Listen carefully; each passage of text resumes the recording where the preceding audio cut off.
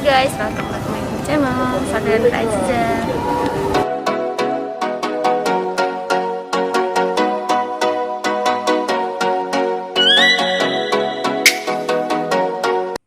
Hai, assalamualaikum warahmatullahi wabarakatuh. Kembali lagi sama aku Safiran Aziza. Kali ini aku ingin menjelaskan seputar PT Jiwasraya Persero. Nah, ada beberapa sejarah, juga visi misinya, terus juga tentang beberapa kecurangan yang terjadi pada PT Jiwasraya Persero. Nah, kali ini aku pengen kasih tahu dulu nih, PT Jiwasraya Persero itu bergerak di bidang asuransi yang bertanggung jawab serta memberikan pelayanan yang baik. Ternyata visinya itu pun baik, yaitu menciptakan suatu produk yang berguna untuk masyarakat dunia untuk menciptakan kesejahteraan. Dia itu pertama kali dibangun atau didirikan oleh Hindia Belanda pada tanggal 31 Desember 1859. Dan pada tahun 1957 PT Jiwasraya ini dibuat atau mengikuti acara Indonesia Perekonomian Indonesia. Nah, tujuan dari PT Jiwasraya itu adalah mendidik masyarakat untuk menciptakan masa depan dengan cara menanamkan modal atau menanamkan uang untuk asuransi jiwa kesehatannya di PT Jiwasraya ini. Dan di sini menciptakan suatu keuangan yang kompetitif dan kompleks. Ternyata PT Jiwasraya ini tidak sesuai dengan visi dan misinya ataupun tujuannya, dan baru terungkap dari tahun 2018 sampai 2021. Nah, aku akan ngebahas 7 seputar bagaimana modus atau beberapa kecurangan yang terjadi pada PT Jiwasraya.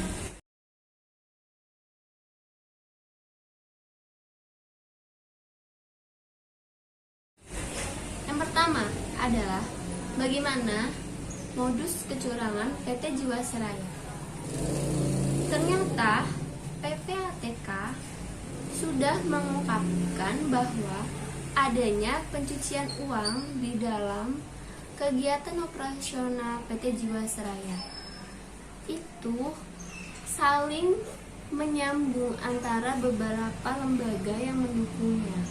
Ternyata ada kerjasama dalam pencucian uang tersebut. Nah, caranya dari pencucian uang itu adalah PT Jiwasraya ini menawarkan saham berupa investasi yang ditawarkan kepada beberapa nama yang terdapat di bank. Nah, itu di dalam transaksinya ternyata itu adalah transaksi bodong atau bersifat absurd. Nah, di situ setiap orang yang menanamkan modal dijanjikan mendapat keuntungan yang besar. Padahal itu tidak ada sama sekali. Bahkan saat penanam atau pemilik saham itu ingin menjual lagi sahamnya, itu dengan harga yang sangat rendah dan merugikan penanam modal. Tapi PT Jiwasraya ini sudah habis uangnya untuk digunakan untuk operasionalnya atau diambil uangnya oleh para lembaga-lembaga yang menangani Jiwasraya.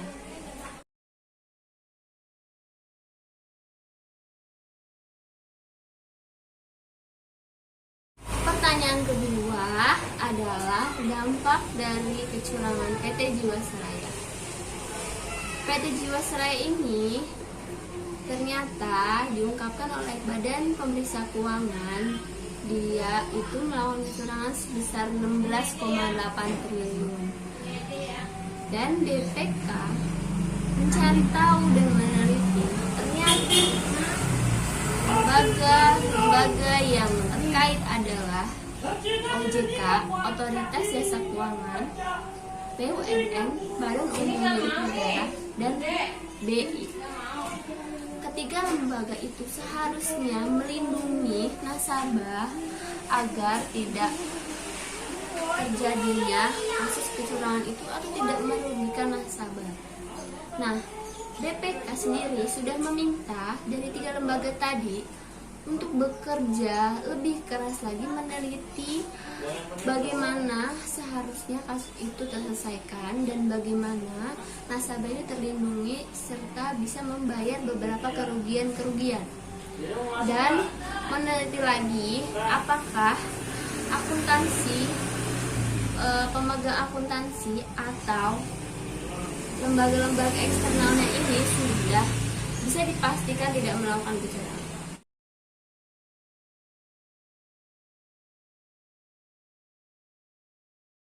Nah, setelah tadi kita mengetahui dampak dari PT Jiwasraya, nah aku akan membagikan cerita juga ketiga, yaitu apa penyebab terjadinya kecurangan PT Jiwasraya. Sebelum mencapai angka 16,8 triliun, beberapa keuangan ternyata ada siklusnya.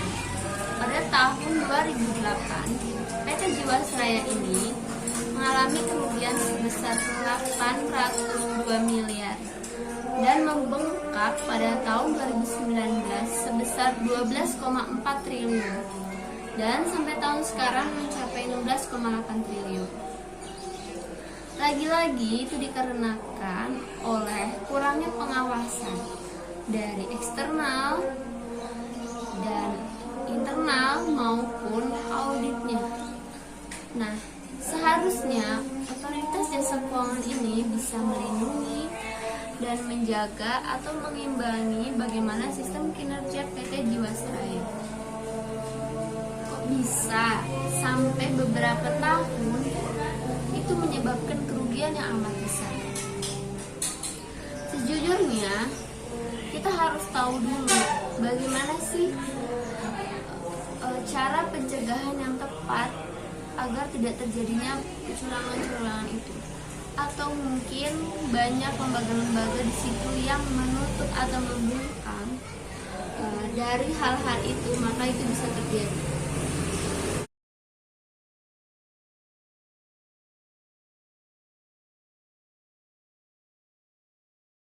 Oke, setelah kita tahu penyebabnya dan dampak-dampaknya, maka dari itu aku akan melampirkan bentuk-bentuk laporan keuangan pada PT Jiwasraya. Nah, beberapa slide nanti akan aku tampilkan, tapi aku akan jelaskan sedikit saja tentang beberapa persentase dan beberapa nominal dari laporan keuangan PT Jiwasraya.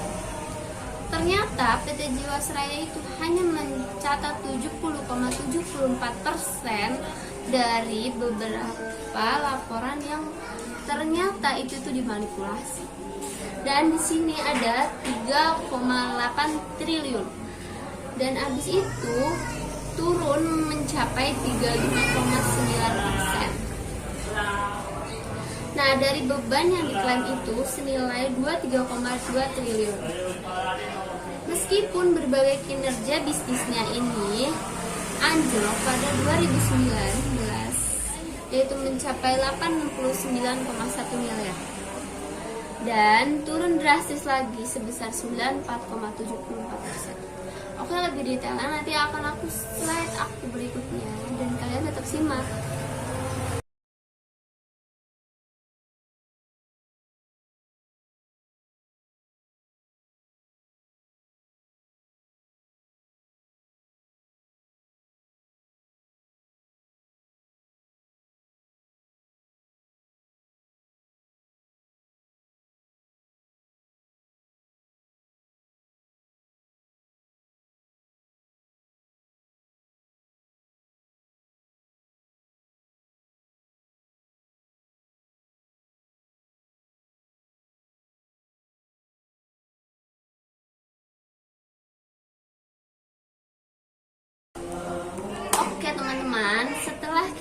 tahu lembaga-lembaga yang mengurusnya, dan tadi ada penyebab, dampak, serta laporan keuangan yang sudah aku lampirkan. Maka yang kelima, kita harus tahu dulu peran akuntan di dalam PT Jiwasraya.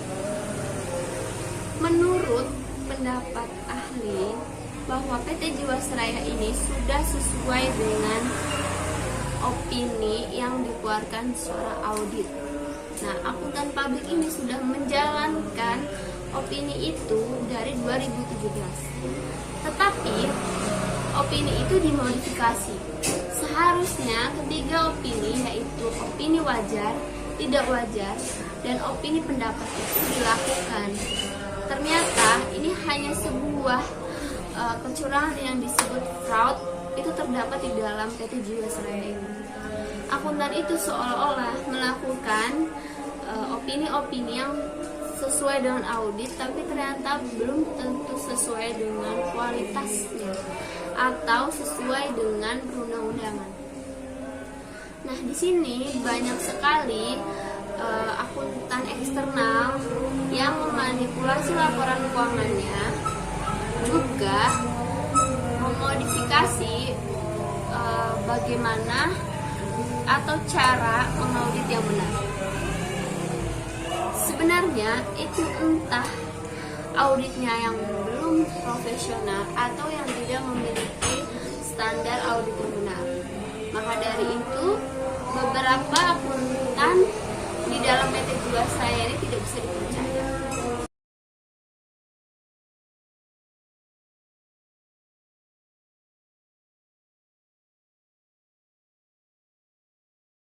Oke, setelah kita tahu tadi peran akuntan di dalam perusahaan PT Jiwasraya Persero, makanya kita memberitahu informasi nih, bagaimana sih yang benar dalam mengaudit.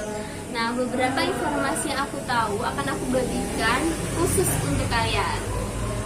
Nah, yang keenam adalah yang tadi aku sebut, bagaimana sih kita kaitkan dengan masalah PT Jiwasraya ini dengan beberapa sistem cost of framework, manajemen resiko, dan opini-opini yang tadi aku sebutkan di pertanyaan yang kelima. Nah, cost of framework ini yang pertama itu ada control environment.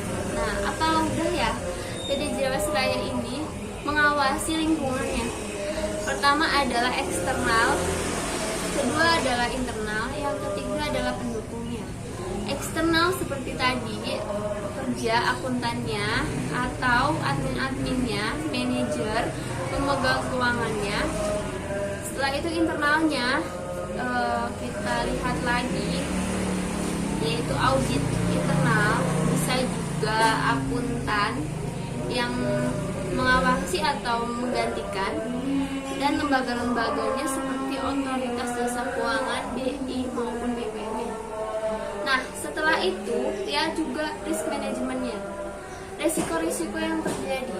Ketika kita mempercaya kepada seorang auditor internal, kita tahu bahwa apa aja yang akan terjadi, kita mempercayakan kepada auditor internal. Apakah dia bisa melakukan fraud atau tidak bisa dipercaya. Dan habis itu kita lihat juga saat kita mau merekrut orang untuk bekerja di perusahaan kita, kita harus tahu apakah dia bisa dipercaya atau tidak. Di situ lihat juga kualitasnya. Apakah dia sudah bisa atau memahami atau menguasai beberapa sistem-sistem yang tepat dalam mengaudit. Nah, setelah itu adalah kontrol aktivitasnya. Nah, kontrol aktivitas ini perlu banget ya di dalam pelaksanaan atau operasional perusahaan. Yang pertama dari kita mengeluarkan saham, kita tahu bahwa saham ini saham benar apa enggak, kita tahu juga keuntungannya apa, kita tahu juga resikonya apa, ya kan.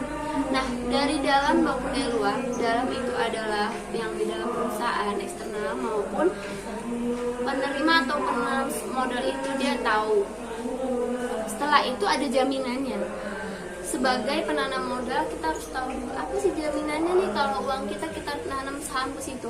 Tidak bisa kita percaya dengan janji-janji palsu atau janji-janji manis seperti kata-kata mantan, itu kan nggak bisa. Terus abis itu kita juga cek tadi udah kontrol aktivitasnya, informasi dan komunikasi. Perlu banget ya informasi dan komunikasi. Informasi itu kita dapat dari dalam, kita dapat dari luar. Dari dalam itu contohnya tadi kita diberikan beberapa nih kalau kita menanamkan saham, beberapa keuntungannya juga, dan kita juga tahu dari luar, kita dapat juga informasi dari luar. Sebaiknya perlu nggak sih kita menanam saham di PT Jiwasraya ini? Dan yang mengeluarkan pun beberapa saham atau keuntungan itu juga berpikir, ini kira-kira rugikan perusahaan nggak? Atau kira-kira di sini tuh terdapat fraud atau tidak? Nah itu harus diunggah lagi, dicari tahu lagi dan dipahami lagi. Jangan gampang percaya sama orang. Yang kelima adalah di sini monitoring aktivitas. Perlu banget kita memonitor aktivitasnya dari bagian bawah divisinya sampai bagian yang teratas divisinya. Dari pertama adminnya kita tahu bagaimana dia penginputan sales atau penginputan beberapa laporan keuangan sudah tepat atau belum. Pengeluarannya, ketika pengeluaran itu harus dipantau juga dari manajer, dari direksi, terus dari direktur juga. Setelah itu otoritas jasa keuangan ini tiap tahunnya juga memantau apakah ini perusahaan sehat atau tidak, ataukah ada celah kecurangan, atau hutangnya itu besar sekali, atau yang terlebih parah lagi itu beberapa aset yang dia jual atau aset yang tidak bergerak dan tidak bermanfaat, dan kerugian-kerugian lainnya. Nah setelah itu kita tahu juga OSHA Framework ini bagus banget untuk dijadikan pedoman sebagai auditor di dalam mengaudit eksternal maupun internal. Nah, selanjutnya setelah OSHA Framework, aku akan menjelaskan tentang manajemen resiko. Manajemen resiko itu ada 3 tahap. Yang pertama adalah tahap rendah, sedang, dan tinggi. Kita perlu tahu dulu nih beberapa resiko-resiko yang akan terjadi di dalam perusahaan PT Jiwasraya. Nah, di sini karena PT Jiwasraya adalah visinya untuk menciptakan kesejahteraan, maka kita lihat dulu apa saja produk-produk yang dikeluarkan dalam PT Jiwasraya. Pertama dari dalam dulu kita bahas. Dari dalam adalah saat kita mau meluncurkan produk saham nih, kita mau memberikan saham ke orang. Kita tahu bahwa keuntungan bagi kita apa, keuntungan bagi nasabah apa, berapa persentase besarnya, dan berapa persentase kerugiannya jika ada. Nah, kerugian itu kita tampung untuk dimasukkan apakah ini ke jenis medium, apa ini ke jenis small, atau risk, yaitu resiko besar. Ketika kita tahu ada sebuah resiko besar, kalau kita menjanjikan nih suatu produk kita keluarkan, terus setelah itu kita tahu nih ini produk ini ternyata membuat resiko yang besar. Kita simpan suatu hal itu, maka kita cari tahu solusi dulu nih. Sebelum itu terjadi kita harus tahu solusinya, opininya. Nah, dari audit internal ini sendiri, dia memantau atau membackup juga audit eksternal. Oh, sudah benar nih ada risk management yang besar. Oh, coba aku lihat juga solusinya. Oh, belum tepat. Ayo kita memberikan opini, beberapa opini yang harus diselesaikan nih. Setelah itu, udah begitu, maka audit eksternal maupun internal sepakat untuk ya sudah kita mengelompokkan ini menjadi risk, suatu risk management yang besar. Setelah itu baru yang medium-medium tadi disimpan. Setelah sudah disimpan, lihat dulu apakah ini akan terjadi atau tidak, dan pastinya sudah tahu apa aja cara penanggulangan atau cara mengatasi sebuah resiko itu. setelah itu barulah otoritas jasa keuangan ini membackup. Oh iya, kalian mengeluarkan saham, mengeluarkan investasi, maka kalian itu perlu yang namanya jaminan-jaminan seperti apa nih, kalau misalnya ini rugi kalian itu mendapatkan apa, kalau nasabah rugi kalian bakal bertanggung jawab apa enggak, diberikan surat pertanggungjawaban atau perjanjian dari awal lebih tepatnya. Setelah itu kita lihat juga dari dalam, seharusnya nasabah itu juga harus ngerti tentang risk management. Nasabah itu sebelum menanamkan sahamnya pasti dia tahu dia itu mendapatkan keuntungan berapa persen, dan jangan langsung aku mendapatkan keuntungan besar, aku bisa menjadi kaya. Di situ kalian harus tahu keuntungan besar apa jaminannya, mereka berikan kita apa, atau kan mereka berikan perjanjian di atas materai, atau mungkin kalau misalnya mereka tidak membayar sesuai dengan uang yang kita berikan, mereka akan kena hukum.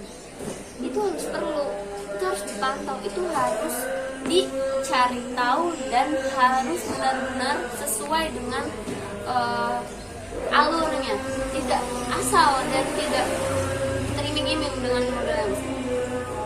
Nah, setelah itu opini-opini yang tadi ada 3, opini wajar, tidak wajar, atau pendapat. Di sini biasanya opininya itu diberikan dulu dari eksternal, audit eksternal. Dia itu beropini wajar, misalnya ini kalau saya keluarkan maka keuntungan untuk konsumen sebesar sekian juta, dan kerugian bagi kita berapa persen, dan keuntungan berapa persen juga untuk nasabahnya, serta kalau misalnya nasabahnya ini menjual kepada kita investasinya, maka keuntungannya sekian persen, dan kita itu harus mengeluarkan uang sebesar berapa. Nah, dari situ audit internal sudah tahu tentang opini-opini wajar yang diberikan oleh audit eksternal. Setelah itu, opini tidak wajarnya itu seperti ya sudah, kalau misalkan ini rugi, ya udah kita tinggal bayar beberapa aset yang kita punya, terus juga beberapa hal yang kita jamin nih. Udah, yang penting kita melakukan dulu, yang penting kita menjalankan dulu, yang penting kita memberi tahu dulu kepada nasabah, dan yang penting beberapa nasabah minat dengan apa yang kita mau. Oh, itu susah ya. Dan di situ gunanya audit internal untuk tidak bisa, mungkin dia itu tidak sesuai dengan opini, atau mungkin dia itu melaporkan kepada pihak manajemen karena opini dari audit eksternal itu tidak perlu atau tidak baik. Nah, setelah itu barulah opini pendapat. Opini pendapat ini bagus banget untuk audit internal mengungkapkan, saya tidak setuju jika misalnya ini dilakukan seperti ini, maka kerugiannya akan terjadi kepada PT Jiwasraya. Sedangkan kerugian itu bahaya sekali kan, bisa menjadi tutup atau bangkrut, atau mungkin mengalami tindak pidana, atau mungkin ganti rugi yang besar. Dan lebih parahnya lagi, karyawan itu pada di PHK akibat salahnya opini seorang auditor.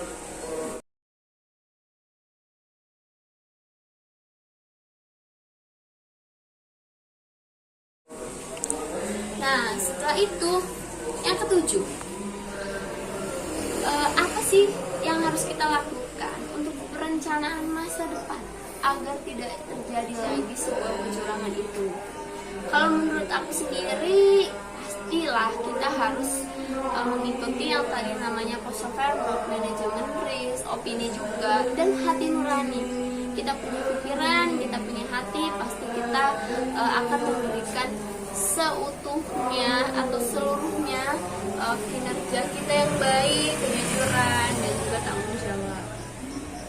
Perlu juga punya sikap itu, karena banyak banget perusahaan yang belum menanamkan sifat itu kepada karyawannya.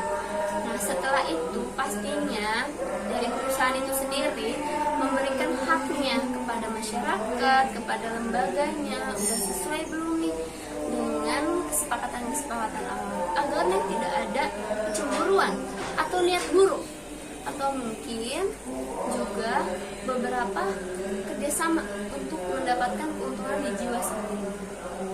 Nah, setelah itu, setelah sudah menanamkan cost of fund, lihat lagi apakah ada perubahan ataukah tidak. Nah, kalau sudah terjadi namanya beberapa kerugian ini atau beberapa kerugian atau beberapa kecurangan ini, maka dari itu yang perlu itu adalah dari OJK, Otoritas Jasa Keuangan ini benar-benar meneliti, benar-benar mencari tahu, benar-benar fokus bagaimana, dari mana dan bagaimana PT Jiwasraya ini mengalami atau melakukan kecurangan itu, dan setelah itu mengungkapkan yang benar. Badan Pengawas Keuangan pun ikut mendukung dan mendetail-detail, memberikan detail atas laporan keuangan, atas keuangan yang tercapai, atas kerugiannya dengan sejujur-jujurnya dan keterbukaan. Pastinya juga opini-opini audit itu yang mengikuti. Habis itu tindakan selanjutnya harus bagaimana, apakah dia harus ganti rugi dengan saham-saham yang dia punya, atau mungkin dengan cara dia itu mencicil, bisa juga, atau dengan tindak pidana karena sudah melewati batas. Nah, kalau misalnya belum terjadi, pastinya yang tadi aku bilang harus jujur, bertanggung jawab, harus punya semangat kerja tinggi, juga harus menerapkan tadi kayak konsultan manajemen risk dan opini-opininya, dan spesialis audit harus sesuai. Oke, segitu aja beberapa informasi mengenai PT Jiwasraya dan mengenai juga bagaimana yang harus kita lakukan sebagai auditor. Nah, semoga kalian tidak bosan dengan video aku, semoga bermanfaat, semoga juga bisa memberikan pencerahan dan beberapa informasi. Mohon maaf apabila ada beberapa kata yang salah, ada juga beberapa kalimat yang salah, dan terima kasih untuk PT Jiwasraya yang ingin aku tampilkan juga di video aku. Terima kasih juga untuk beberapa informasi di media sosial seperti Google, dan terima kasih untuk yang sudah menyimak. Semoga kalian suka. Jangan lupa like, comment, and subscribe, dan dukung terus channel aku supaya aku semangat bikin video yang lain. See you at the next vlog. Bye bye. Assalamualaikum warahmatullahi wabarakatuh.